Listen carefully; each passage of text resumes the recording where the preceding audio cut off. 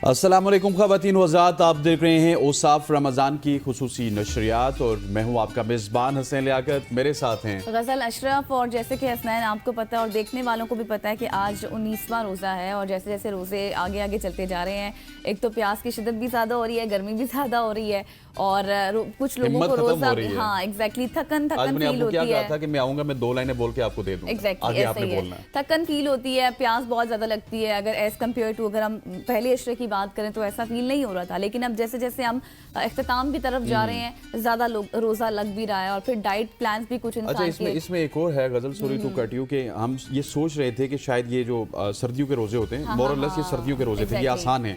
लेकिन मैंने देखा है मेरी लाइफ में भी काफ़ी रमज़ान गुजरे कि हर रमज़ान में आपको 15 रमज़ान के बाद ना रोज़ा हिसाब लेना स्टार्ट कर देता है, वेदर वो गर्मियों का रोज़ा हो या वो सर्दियों का हो। मुझे तो ये बिलीव हो गया है कि जैन में जो आपके या दिसंबर में जो रोजे होंगे, जो 7 बजे बंद होंगे और 5 बजे खुलेंगे, उनका भी हिसाब किताब यही होने वाला है, क्योंकि टाइम पीरियड अब ऐसा आना शुरू हो गया है। और इसी डाइट प्लान के हवाले से, इसी डिहाइड्रेशन के हवाले से आज हमारे साथ मौजूद होंगी बात करने के लिए डॉक्टर अनीसा सुहेल साहिबा। बहुत शुक्रिया आपके वक्त के लिए। आप अलैहिस्सलाम की बारगाह अक़दस में हदिया इनात पेश कर रहे थे अनीसा सोहेल, जिनका तारुफ करवा चुके हैं। Anisa, thank you so much for joining us. आपका जो ताल्लुक है न्यूट्रिशन की दुनिया ना रमज़ान में बड़ी इंपॉर्टेंट हो जाती है और हमें पता नहीं होता कि हमने क्या कुछ खाना है, क्या कुछ नहीं खाना। सबसे पहले जो मेरी और गज़ल की इनिशियल कन्वर्सेशन थी कि क्या वजह है कि 10-15 रमज़ान तक तो हम बर्दाश्त कर लेते हैं, लेकिन 15 के बाद इस तरह लगता है कि सब चीज़ें डबल हो गई हैं। हमें डिहाइड्रेशन भी होती है, उसके अलावा भूख भी लगती है, बहुत सारी चीज़ें होती हैं। इसकी क्या वजह है? इसकी एक तो मेन वजह यह है कि अगर आपने रमज़ान के पहले 10 दिन आपने सही तगड़े स्टार्ट नहीं किए तो फिर आपको वीकनेस स्टार्ट हो जाती है बाद में आते आते। हालांकि साइंटिफिकली अगर देखा जाए तो फास्टिंग का जो प्रोसेस है और फास्टिंग नतीजतन उसके नतीजे में आपके जिस्म में जो मेटाबॉलिक चेंजेस आते हैं, बॉडी कीटोसिस में जाती है और वो ब्रेन के लिए बड़ा कीटो डाइट का जो कॉन्सेप्ट, इंटरमिटेंट फास्टिंग और वो सब कुछ जो है, तो इंटरमिटेंट फास्टिंग का कॉन्सेप्ट हमारे ही फास्टिंग से लिया गया है। तो फास्टिंग अगर आप कर रहे हैं और रमज़ान की जो फास्टिंग है उसके बड़े फ़वायद हैं, आपके बॉडी से टॉक्सिन्स क्लियर होते हैं। लेकिन अगर उसको हम सही तरीके से नहीं लेकर चलते, यानी हमारे पास जो 2 ईटिंग अपॉर्चुनिटीज़ होती हैं, सहरी और इफ्तारी, अगर उसमें हम ऐसे खाने नहीं खाते जो हमें पूरे दिन के लिए सस्टेन करें, सस्टेनिंग एनर्जी दें, यानी ऐसी एनर्जी जो पूरा दिन आपको मिलती रहे, बजाय इसके कि कोई आपको 5 मिनट का या कोई आधे घंटे का एक बर्स्ट ऑफ एनर्जी मिले और उसके बाद आप बिल्कुल ठप हो जाए, आपके जिस्म ठप हो जाए, बजाय उसके आप एक सस्टेनिंग एनर्जी के फूड के ऑप्शंस की तरफ जाएं तो फिर आपको वीकनेस वगैरह नहीं होगी। और वो हम आगे होने चाहिए, बिल्कुल वो हम डिस्कस भी करते हैं। सबसे पहले एक तो ये चीज़ कि जब आप सहरी और इफ्तारी में पानी पीते हैं, क्योंकि सबसे ज़्यादा जो मसाइल होते हैं वो डिहाइड्रेशन की वजह से होते हैं, ये मसल्स की क्रैम्पिंग और तकलीफ़ वगैरह, वीकनेस, फटीग वगैरह। भूख तो चलो बर्दाश्त हो जाती है, पानी और डिहाइड्रेशन ज़्यादा मसला होती है। तो डिहाइड्रेशन के लिए सबसे पहले तो आपने पानी इस तरह नहीं पीना कि आप सहरी पे ये सोच के पिएं कि बस अब अगले वो स्टोर हो रहा है। आपके जिस्म में पानी स्टोर नहीं होता, आप जितना पानी पीते हैं वो अब निकल भी जाता है, अगले 4-5 घंटे में इस्तेमाल हो जाता है। तो अब आपने जाना है हाइड्रेटिंग फूड्स की तरफ। पानी तो ऑब्वियसली पीना ही होता है, लेकिन उसका तरीका ये होता है कि आप इफ्तारी पे 1 गिलास लें, फिर आप कुछ मगरिब की नमाज के बाद कुछ लें, फिर तरावियों के बाद 1-2 गिलास लें, फिर रात में अगर आपकी उठना होता है उस वक्त लें, सहरी करने से पहले 1 आधा गिलास लें, बाद में लें। तो वो इस तरह वक्फे से उसको कंप्लीट करें, बजाय इसके कि आप एकदम ज़्यादा सा पी लें। वो एक तो आपके ब्रेन को ट्रिक कर देती है, आपका पेट भर जाता है, आपका पेट भर जाता है पानी से और आप फिर खा नहीं सकते। उसके अगेन फिर वही प्रॉब्लम आती है कि सहरी अफ्तारी प्रॉपर्ली हो नहीं सकती। फिर आती है बात हाइड्रेटिंग फूड्स की। तो हाइड्रेटिंग फूड्स में जो अल्लाह ताला ने हमारे पास बेहतरीन फूड ग्रुप रखा है हाइड्रेशन का, वो हमारे पास फ्रूट्स एंड वेजिटेबल्स हैं। तो अब मौसम भी ऐसा है कि हमारे पास ऑरेंज भी मिला जुला सा मौसम है, गर्मियों के भी कुछ फ्रूट्स हैं और सर्दियों के भी फ्रूट्स हैं, क्योंकि मौसम भी ऐसा ही है। तो आप माल्टे, हमारे पास बहुत अच्छा हाइड्रेशन की टेक्निक है। उसके बाद हमारे पास ये जो सारी ग्रीन सब्जियां हैं उनमें वाटर कंटेंट बहुत ज़्यादा होता है। सब्जियों और फलों में 80 to 90% वाटर कंटेंट होता है, तो आप ज़्यादा से ज़्यादा उनको इस्तेमाल करें फ्रूट चाट में।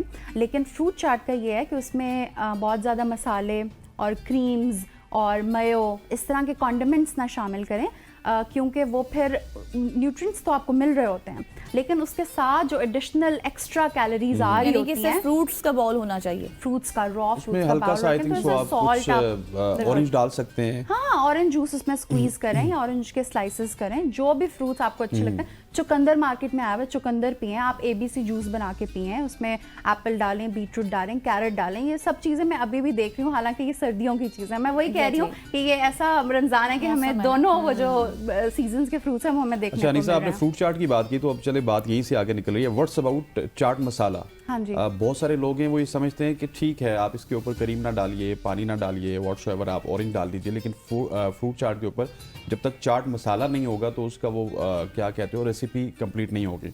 उस हवाले से कोई रिलैक्सेशन है या उसको भी अवॉइड करना चाहिए? देखिए, आपने अब खाना खाना तो उसकी एपेटाइट तो आपने उसको इंक्रीज करना है, अपने पैलेट के हिसाब से अपने खाना बनाना है, तो वो आप खाएं, लेकिन उसको मॉडरेशन में यूज़ करें। एक स्प्रिंकल ऑफ चाट मसाला ठीक है, लेकिन अगर चाट मसाला पूरी चम्मच उसमें भी है, फिर चना चाट में भी है, फिर दही बड़ों में भी चाट मसाला है, फिर कोई चटनी वगैरह उसमें भी ढेर सारा कुछ मिर्चें वगैरह मिली हुई हैं, तो आपको एसिडिटी की शिकायत होगी। बल्कि टेक्निकली ना, साइंटिफिकली ऐसा होना नहीं चाहिए, क्योंकि फास्टिंग आपके बॉडी को एक डिटॉक्सिफाई कर रही होती है। लेकिन हमारे यहाँ फास्टिंग जब जैसे जैसे रमज़ान गुजरता है, लोगों के वेट बढ़ना शुरू हो जाते हैं और एसिडिटी के मसाइल, क्योंकि इतनी ज़्यादा अफ्तारी कर ली जाती है और उसके बाद खाना भी नहीं खाया जाता कुछ, लेकिन कुछ लोग खा लेते हैं। वो फिर बिंज ईटिंग का कॉन्सेप्ट आ जाता है। लेकिन ये जो आपने इन्होंने पहले बात की थी ना गजल की, अगर आप पानी नहीं पिएंगे तो आपसे खाना खाया जाएगा। एग्जैक्टली। मैं आपको बताऊं, मैं इस रमज़ान से पहले मेरी प्रैक्टिस ये होती थी, मैं पानी बहुत ज़्यादा पीता था, खाना नहीं खाया जाता था। अब मेरी प्रैक्टिस ये है कि मुझे अगर प्यास लगी भी है ना, तो मैं गिलास की तरफ जाता ही नहीं हूँ, सबसे पहले खाना खाऊंगा या जो चीज़ें मैंने लेनी है तो वो खाई जाती है। एग्जैक्टली। अच्छा, अभी आप वेट के हवाले से बात कर रही थी, तो क्या टेक्निक्स होनी चाहिए, क्या एक्सरसाइज होनी चाहिए रमज़ान में जिनका वेट गेन हो जाता है उन लोगों के लिए? देखिए, एक तो पहली बात है कि आप ख्याल रखें अपना, क्योंकि देखें रमज़ान में तो वेट गेन होना ही नहीं चाहिए। अगर हो रहा है तो वो सरासर इंसान की अपनी मिस्टेक है। तो आप अपने आप को देखें कि आप क्या खा रहे हैं, क्योंकि दुनिया भर में इंटरमिटेंट फास्टिंग को ब्लड शुगर स्पाइक और ग्लूकोज स्पाइक को कंट्रोल करने के लिए इस्तेमाल किया जाता है, इंसुलिन रेजिस्टेंस को कंट्रोल करने के लिए यूज़ किया जाता है, वेट मैनेजमेंट के लिए इस्तेमाल किया जाता है। दुनिया ये टेक्निक्स हमारे फरीज़ों को वो इस तरह से, फ़राइज़ को इस तरह से यूज़ कर रही है अपनी हेल्दी लाइफस्टाइल गुजारने के लिए, और हम उसको एक्सप्लॉइट करते हैं। ऐसे ही है, हम उसको एक्सप्लॉइट करते हैं। तो सहरी और इफ्तारी इस तरह से मैनेज करें कि आपका पेट भी भर जाए और वेट भी गेन ना हो। अब वो किस तरह से होगा?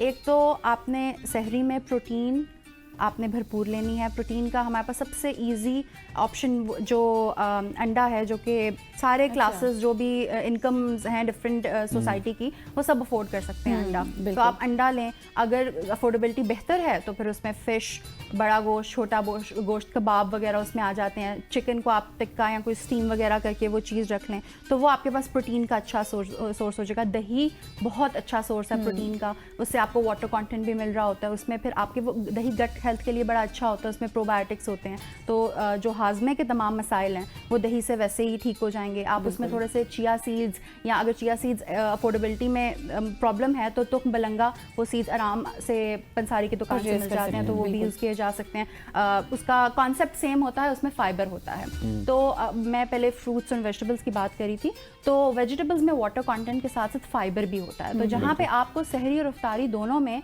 प्रोटीन की ज़रूरत है, वहाँ पे आपको फाइबर की भी ज़रूरत है, क्योंकि फाइबर की एक कुदरती प्रॉपर्टी ये है कि आप जब कोई भी फाइबर कंटेनिंग फूड खाते हैं तो वो आपको दिमाग को ट्रिक करता है कि आपका पेट भरा हुआ है। आपकी जो सटाइटी की फीलिंग ऑफ फुलनेस है उसको इलोंगेट करता है और आपके पेट में ज़्यादा देर तक रहता है हजम होने के लिए।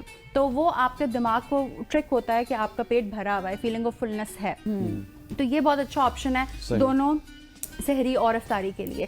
अब ये जो फाइबर की सोर्सेज हैं ये क्या हो सकती हैं? मैंने आपको ऑलरेडी तुख्म बलंगा का बताया, चिया सीड्स हैं, मुख्तलिफ जो सीड्स होते हैं, पम्पकिन सीड्स वगैरह, इन सब में फाइबर होता है। उसके बाद जो देसी गंदम, अगर आप उसका पराठा खा रहे हैं, एक नॉर्मल इतना बड़ा पराठा नहीं खाना, इतना सा चेन्स का पराठा खाना है, वो अगर आप देसी गंदम खा रहे हैं, या फिर अगर कुछ लोग ओट्स या फिर दलिया वगैरह प्रेफर करते हैं फ्रूट्स वगैरह के साथ, तो वो बड़ा अच्छा ऑप्शन है फाइबर का। तो उससे आपका सस्टेन्ड एनर्जी मिलती रहती है। ठीक हो गया। अच्छा, अगर बीमारियों की बात की जाए तो ब्लड प्रेशर और शुगर एक आम बीमारी है पाकिस्तान में भी, पूरी दुनिया में भी।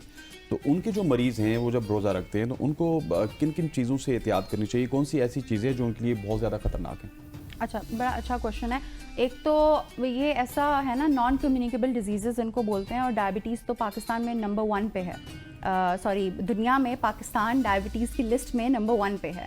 तो इसको और every 1 in 4 people in Pakistan is diabetic.